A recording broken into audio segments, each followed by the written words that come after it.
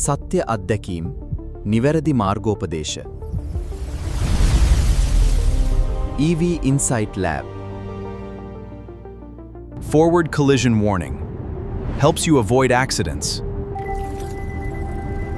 before they happen. Hi friends.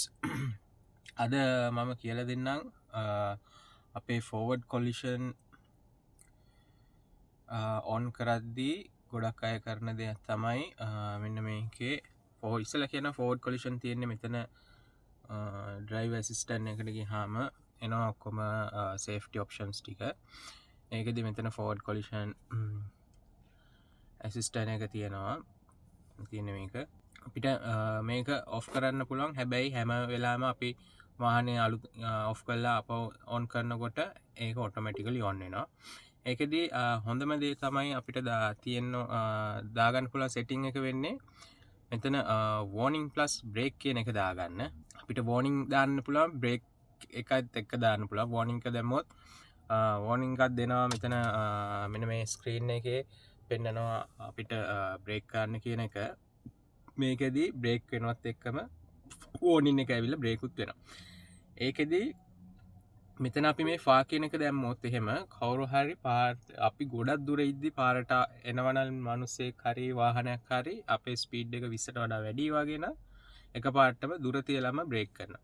Medium එක තිබ්බොත් එහෙම ගොඩක් දුරත් නෙමෙයි ගොඩක් ළඟත් නෙමෙයි මැදදී වගේ වෙනවා. ඒක හොඳම දේ තමයි මෙන්න මෙතන නිය කියලා තියෙන්නේ. නිය කියන එක දාගන්න. නිය කියන එක දැම්මහම ගොඩක්ම හොඳයි කිව්වේ ළඟට එනකම්ම බ්‍රේක් කරන්නේ නැහැ. ගොඩක්ම ළඟට එනකම් බ්‍රේක් කරන්නේ නැහැ වාහනේ. ගොඩක්ම ළඟදකදී වාහනේ ගාවදිම මිනිස්සෙක් පාරට පැන්නොත් හරි එහෙම නැත්නම් බයික් එකක් හරි ත්‍රී වීල් එකක් හරි දැම්මොත් හරි තමයි බ්‍රේක් වෙන්නේ. ඒකින්ද ගොඩක්ම හොඳයි මේ නිය කියන එක තියාගන්න. බ්‍රේක් forward collision එක off කරත් ප්‍රශ්නයක් නැහැ. හැබැයි ගොඩක් වෙලාවට බයික් ත්‍රී වීල් දානවනේ. ඒ වෙලෙදී ගොඩක්ම බේරෙනවා මේක ඕන් කරලා තිබ්බොත්.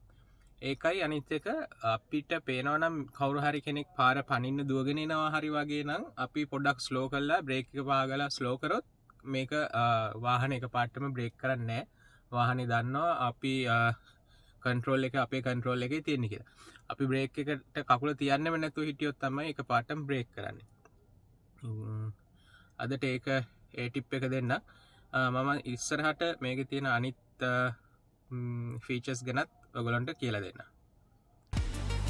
Welcome to the future of driving.